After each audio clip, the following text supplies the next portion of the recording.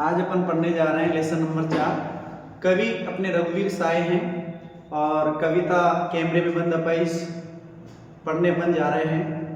दोस्तों, जैसे कि मैं आपको पहले भी बता चुका हूं कि हम उन्हीं चीज़ों पर बातचीत करेंगे, उन्हीं पॉइंटों पे बात करेंगे जो एग्जाम में आने लायक हैं। और मैंने उन्हीं पद्य खंडों को शामिल किया है, परिचय को शामिल किया है, क्योंकि परिचय 4 नंबर का है और व्याख्या 6 नंबर की है। पूरा चैप्टर मैंने नहीं लेकर के क्या किया, केवल वही पद्य खंड लिया है जो आने योग्य है और जो क्वेश्चन आने योग्य हैं, जो पहले आ चुके हैं, वो मैंने शामिल किए हैं। तो दोस्तों, यदि आपने YouTube चैनल को सब्सक्राइब नहीं किया है तो आप सब्सक्राइब कीजिए, लाइक कीजिए, कमेंट कीजिए और ज़्यादा से ज़्यादा शेयर कीजिए। तो दोस्तों, शुरू करते हैं क्लास को। आइए पहले परिचय देख लेते हैं, परिचय पढ़ लेते हैं, क्योंकि परिचय 4 नंबर का है, अपने लिए इम्पोर्टेंट हो जाता है। 4 नंबर बहुत होते हैं बोर्ड के एग्जाम के अंदर। तो बात करें रघुवीर साय की। कवि रघुवीर साय का जन्म 1929 में हुआ, लखनऊ उत्तर प्रदेश में हुआ। ये समकालीन हिंदी कविता के कवि रहे हैं और पेशे से पत्रकार रहे हैं। इनकी मृत्यु की बात करें तो सन 1990 में इनकी मृत्यु हो गई है। ठीक है। इसके बाद साहित्यिक विशेषताएं हम देखें तो साहित्यिक विशेषताओं से देखिए दोस्तों, रघुवीर साय पत्रकार ही नहीं थे, सिद्ध कथाकार, कथाकार मतलब कहानीकार और कवि भी थे। और इन्होंने कविता को क्या करा, कहानीपन और नाटकीय वैभव दिया। मतलब कविता को इन्होंने जैसे कविता को इस प्रकार से लिखा जैसे कोई नाटक। हम जब इनकी कविताएं जब पढ़ते हैं तो ऐसा लगता है कि जैसे कोई नाटक हम देख रहे हैं, नाटक हम पढ़ रहे हैं या कोई कहानी पढ़ रहे हैं। यानी कि कविता को एक अलग ही स्वरूप प्रदान किया है किसने, कवि रघुवीर साय ने। बात करें रचनाओं की तो देखिए, रचनाओं की बात करें, सीढ़ियों पर धूप में, अगली रचना है आत्महत्या के विरुद्ध, हंसो हंसो जल्दी हंसो। और इसके अलावा कुछ पत्रिकाएं हैं जिनसे ये संबंधित रहे हैं, तो आपको ये पत्रिकाएं भी याद रखनी है, जैसे कल्पना, नवभारत टाइम्स और दिनमान। 3 पत्रिकाएं हैं जिनके नाम आपको याद रखने। हो सकता है ऑब्जेक्टिव टाइप क्वेश्चन आपसे पूछ लिया जाए। दोस्तों, आगे बढ़ते हैं। देखिए, इसके बाद मैं आपको थोड़ा सा कविता के संदर्भ में बता देता हूं।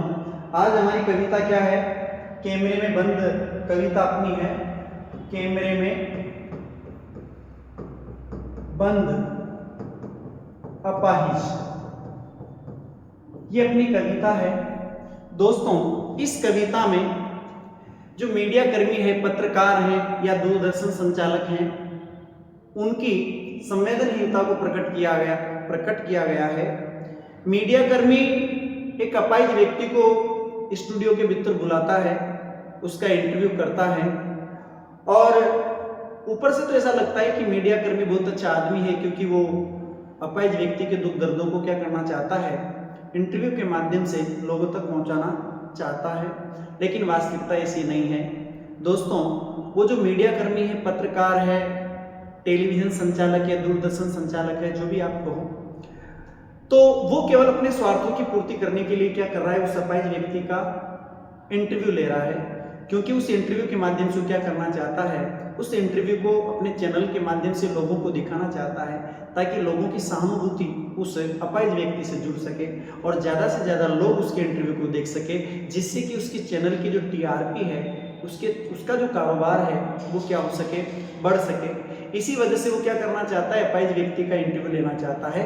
बाकी और कोई उसका उद्देश्य है नहीं। और यहाँ तक कि अपन बात करें कि वो जो दूरदर्शन संचालक है, पत्रकार है, वह अपने कारोबार को बढ़ाने के लिए, अपनी TRP बढ़ाने के लिए इस हद तक चला जाता है कि उसके लिए अपाहिज व्यक्ति के दुख दर्दों का कोई मोल ही नहीं होता। वो अपाहिज व्यक्ति से इस तरह के प्रश्न करता है जिनका कोई उद्देश्य ही नहीं है, अर्थहीन प्रश्न करता है। अपाहिज व्यक्ति से पूछता है कि क्या आप अपाहिज हैं, आप अपाहिज क्यों हैं, आप अपाहिज होकर कैसे, आपको अपाहिजपन कैसा लगता है, आपको यह अपाहिजपन दुख देता है कि सुख देता है। दोस्तों, ऐसे प्रश्न पूछने का कोई औचित्य नहीं है। हम यूं कह सकते हैं कि ये बेतुके प्रश्न हैं जो मीडिया कर्मी को अपाहिज व्यक्ति से नहीं करने चाहिए, लेकिन वो जानबूझ करके क्या करता है, उस अपाहिज व्यक्ति से इस तरह के प्रश्न करता है, क्योंकि मीडिया कर्मी जो है, पत्रकार जो है, वो अपाहिज व्यक्ति को रुलाना चाहता है। रुलाना इस वजह से चाहता है ताकि उसका जो इंटरव्यू है, साक्षात्कार है, वो और रोचक हो जाए और ज्यादा से ज्यादा लोग उसको देखें, जिससे कि उसका कारोबार बढ़ सके। इसी वजह से वो अपाहिज व्यक्ति को क्या करना चाहता है, भावनात्मक रूप से ठेस पहुंचाना चाहता है, अंदर से उसे रुलाना चाहता है और उस रोती हुई तस्वीर को वो इंटरव्यू के माध्यम से, वीडियो के माध्यम से दर्शकों के सामने प्रस्तुत करना चाहता है। तो दोस्तों, इस कविता में यदि हम सार की बात करें, कविता के सार की यदि बात करें, तो इस कविता में कवि ने मीडिया कर्मी की संवेदनहीनता को प्रकट किया है। या यूं कह सकते हैं कि स्टूडियो के भीतर की जो संवेदनहीनता है, उस संवेदनहीनता को कवि ने प्रकट किया है। ठीक है दोस्तों, आशा करता हूं आपको कविता का सार समझ में आया होगा, कविता समझ में आई होगी। अब हम बात कर लेते हैं, जो पैराग्राफ इंपोर्टेंट है उस पर चर्चा कर लेते हैं। देखिए, बात करें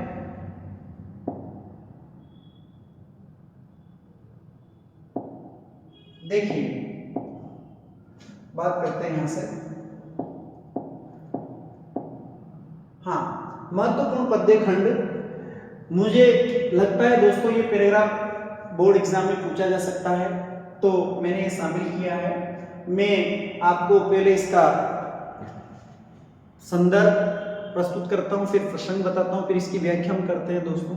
तो संदर्भ आप लिखोगे प्रस्तुत काव्यांश हमारी पाठ्य पुस्तक आरोह भाग 2 में संकलित कविता कैमरे में बंद अपाहिज से लिया गया है, जो कवि रघुवीर साहे द्वारा रचित है। प्रसंग में हम लिख देंगे, इस अंश में कवि ने मीडिया कर्मी की संवेदनहीनता को प्रकट किया है। यह आपका क्या हो जाएगा, प्रसंग हो जाएगा। फिर इसके बाद व्याख्या हम करते हैं।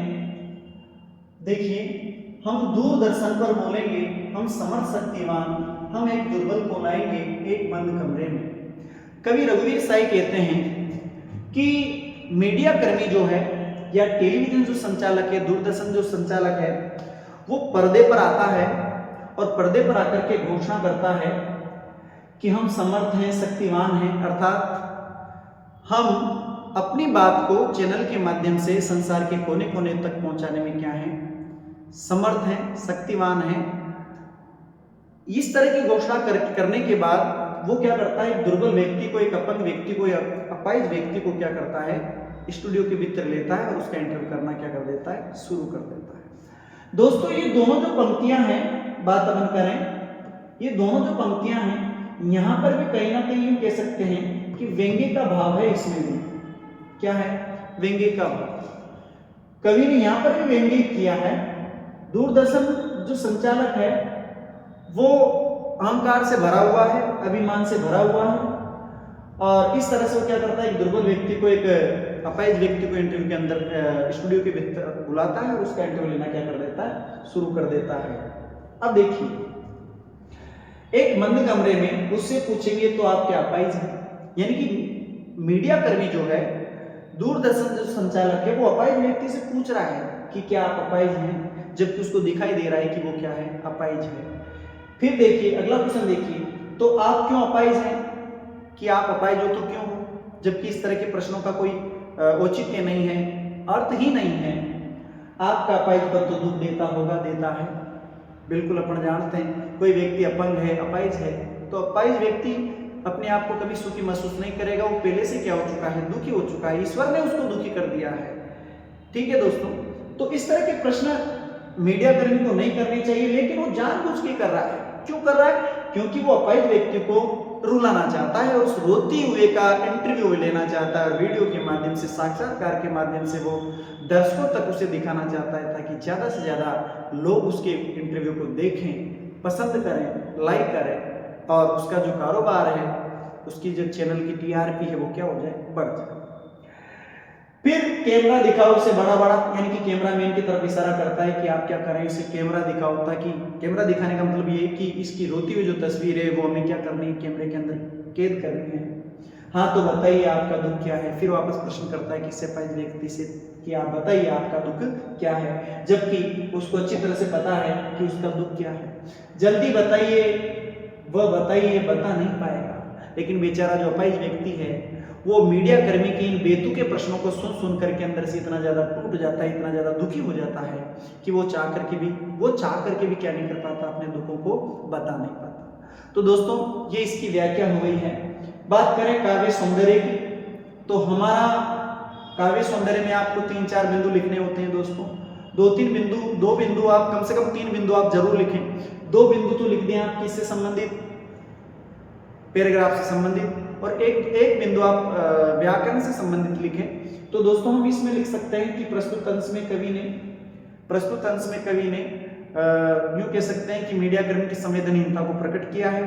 और दूसरी बात ये भी लिख सकते हैं कि मीडिया कर्मी के लिए अपाहिज व्यक्ति के दुख दर्दों का कोई मूल्य नहीं है ना। और नंबर 3 यूं लिख सकते हैं कि मीडिया कर्मी को अपंग व्यक्ति के प्रति क्या होना चाहिए, संवेदनशील होना चाहिए, उसके बाद संवेदनशील होना चाहिए, ये आप लिख सकते हो। इसके अलावा अपन बात करें कि जैसे ग्रामर से संबंधित आप लिख सकते हो कि प्रस्तुत अंश में कवि ने खड़ी बोली हिंदी भाषा, मुक्त छंद, प्रसाद काव्य गुण और पांचाली रीति का प्रयोग किया है, गीत शैली का प्रयोग किया है, ये भी आप लिख सकते हैं। इसके बाद दोस्तों कुछ क्वेश्चन भी मैंने इसमें शामिल किए हैं जो आपके लिए इम्पोर्टेंट होंगे एग्जाम के अंदर। तो देखो दोस्तों, पहला क्वेश्चन देखिए, पत्रकार अपाहिज से किस प्रकार के प्रश्न करता है? आंसर है अर्थहीन। ऐसे प्रश्न करता है जिनका कोई अर्थ ही नहीं है, जिनका कोई औचित्य ही नहीं है, जो करने ही नहीं चाहिए थे किससे, अपाहिज व्यक्ति से। दूसरा क्वेश्चन देखिए, पर्दे पर किसकी कीमत है? वक्त की कीमत है। बात अपन करें, अपाहिज मीडिया कर्मी जो है वो इंटरव्यू को बीच में रोक देता है जब वो अपाहिज व्यक्ति को रुलाने में असमर्थ रहता है और कैमरामैन से कहता है कि बस करो, रहने दो, पर्दे पर किसकी कीमत है? वक्त की कीमत है। यानी कि मीडिया कर्मी के लिए उस अपाहिज व्यक्ति के दुख दर्दों का कोई मूल्य नहीं है, अपाहिज व्यक्ति के दुख दर्दों की कोई कीमत नहीं है।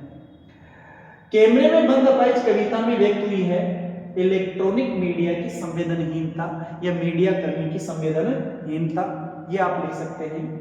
अगला क्वेश्चन देखिए, कैमरे में बंद अपाहिज कविता किस काव्य संग्रह से ली गई है? आपका आंसर हो जाएगा दोस्तों, लोग भूल गए हैं। ये रघुवीर साई जी का एक काव्य संग्रह है जिससे कविता संकलित की गई है। आगे बढ़ते हैं दोस्तों, अगला क्वेश्चन देखिए, कैमरे में बंद अपाहिज, ये बड़े प्रश्न हैं, वो प्रश्न आपके यूं कह सकते हैं कि ऑब्जेक्टिव टाइप में बन सकते हैं दोस्तों। ये बड़े क्वेश्चन हैं, 3-4 नंबर के जो क्वेश्चन आते हैं उनमें देखिए दोस्तों, कैमरे में बंद अपाहिज कविता करुणा के मुखौटे में छिपी क्रूरता की कविता है। देखिए आप, कैमरे में बंद अपाहिज कविता करुणा के मुखौटे में छिपी क्रूरता की कविता है। ये उच्च माध्यमिक शिक्षा बोर्ड 2023 में पूछा गया है। यही क्वेश्चन दोस्तों फिर अलग टाइप से पूछा गया, कैमरे में बंद अपाहिज करुणा जगाने के मकसद से शुरू हुआ कार्यक्रम क्रूर बन जाता है। ये दोनों क्वेश्चन आंसर एक ही है, दोनों का आंसर एक है, लैंग्वेज क्वेश्चन की लैंग्वेज अलग है। स्टूडेंट क्या होता है, स्टूडेंट को मालूम होता है, स्टूडेंट को मान लीजिए इसका आंसर याद है, उसने क्या करा, एग्जामिनर ने ये तो नहीं दिया और ये क्वेश्चन दे दिया, तो फिर स्टूडेंट कंफ्यूज हो जाता है बेचारा। स्टूडेंट सोचता है कि मुझे याद नहीं है, जबकि आंसर इनका एक ही है। अब बात अपन करें, देखो कैमरे में बंद अपाहिज जो कविता है करुणा के मुखौटे में छिपी क्रूरता की कविता कैसे है? क्योंकि मीडिया कर्मी ने ऊपरी तौर पर करुणा का क्या पहन रखा है, मुखौटा पहन रखा है। लोगों को लग रहा है कि मीडिया कर्मी बहुत अच्छा आदमी है, मीडिया कर्मी अपाहिज व्यक्ति के दुख दर्दों को अपने चैनल के माध्यम से क्या करना चाहता है, संसार के कोने कोने तक पहुंचाना चाहता है, बताना चाहता है अपाहिज व्यक्ति के दुख दर्दों को। लेकिन वास्तविकता ऐसी नहीं है दोस्तों। वास्तविकता तो यह है कि मीडिया कर्मी उस अपाहिज व्यक्ति का इंटरव्यू सिर्फ और सिर्फ इस वजह से ले रहा है क्योंकि उसको अपने चैनल की टीआरपी बढ़ानी है, और वो अपाहिज व्यक्ति का इंटरव्यू इस वजह से ले रहा है क्योंकि दर्शकों की जो सहानुभूति है वो अपाहिज व्यक्ति से ज्यादा होगी। इस वजह से दर्शक ज्यादा से ज्यादा क्या करेंगे, उसके इंटरव्यू को देखेंगे। इसी वजह से उसने इंटरव्यू लिया और ये कारण है जिसकी वजह से वो क्या करता है, इस तरह के बेतुके प्रश्न करता है जिनका कोई उद्देश्य नहीं है। अगला क्वेश्चन देखिए, कैमरे में बंद अपाहिज करुणा जगाने के मकसद से शुरू हुआ कार्यक्रम क्रूर बन जाता है क्योंकि मीडिया कर्मी जानबूझ करके क्या करता है, उस अपाहिज व्यक्ति को रुलाने का प्रयास करता है, उसे इस तरह के प्रश्न करता है जिनका कोई औचित्य ही नहीं है। इस तरह से आप इसका जवाब दे सकते हैं। और ये क्वेश्चन उच्च माध्यमिक शिक्षा बोर्ड 24 में पूछा जा चुका है। अगला क्वेश्चन देखिए, हम समर्थ शक्तिवान और हम एक दुर्बल को लाएंगे, कवि ने क्या व्यंग्य किया है, यानी कि इस क्वेश्चन में व्यंग्य किया है कि बात अपन करें, कवि ये कहना चाहते हैं इस क्वेश्चन के माध्यम से कि मीडिया कर्मी के लिए अपाहिज व्यक्ति के दुख दर्दों का कोई मूल्य नहीं है। मीडिया कर्मी तो अपाहिज व्यक्ति का इंटरव्यू इस वजह से ले रहा है ताकि वो अपने चैनल की टीआरपी बढ़ा सके, अपने कारोबार को बढ़ा सके, यानी कि आदमी अपने स्वार्थ की पूर्ति करने के लिए किसी भी हद तक जा सकता है। ये बात इस कविता के माध्यम से अभिव्यक्त होती है। ये क्वेश्चन इस बात का करें कि ये बात इस पंक्ति के माध्यम से अभिव्यक्त होती है। अगला क्वेश्चन देखिए, कैमरे में बंद अपाहिज कविता किस सामाजिक उद्देश्य की पूर्ति को दर्शाती है? क्या सामाजिक उद्देश्य की पूर्ति होती है, स्पष्ट करें। तो दोस्तों, सामाजिक उद्देश्य की पूर्ति के लिए ये इंटरव्यू लिया जाता है मीडिया कर्मी के द्वारा, लेकिन सामाजिक उद्देश्य की पूर्ति नहीं होती है। क्यों नहीं होती है? क्योंकि मीडिया कर्मी को चाहिए था कि वो अपाहिज व्यक्ति के दुख दर्दों को जान करके इंटरव्यू के माध्यम से, वीडियो के माध्यम से, साक्षात्कार के माध्यम से लोगों तक क्या करता, पहुंचाता, लोगों को बताता, लेकिन उसने ऐसा नहीं किया, बल्कि वो तो खुद अपने स्वार्थ की पूर्ति में क्या हो जाता है, लग जाता है। उस बेचारे अपाहिज व्यक्ति को, वो अपाहिज व्यक्ति रोना नहीं चाहता, लेकिन उसको जानबूझ करके वो रुलाना चाहता है। तो दोस्तों, इस कविता में सामाजिक उद्देश्य की पूर्ति नहीं होती है। तो आज का वीडियो आपको दोस्तों कैसा लगा? आप लाइक कीजिए, कमेंट कीजिए और दोस्तों ज़्यादा से ज़्यादा शेयर कीजिए, ताकि मैं इसी तरह की शॉर्ट जो क्लास है वो आपके लिए लाता रहूँ, जो कि आपके एग्ज़ाम के लिए बहुत ज़्यादा उपयोगी साबित हो। तो दोस्तों, तब तक के लिए जय हिंद, जय भारत।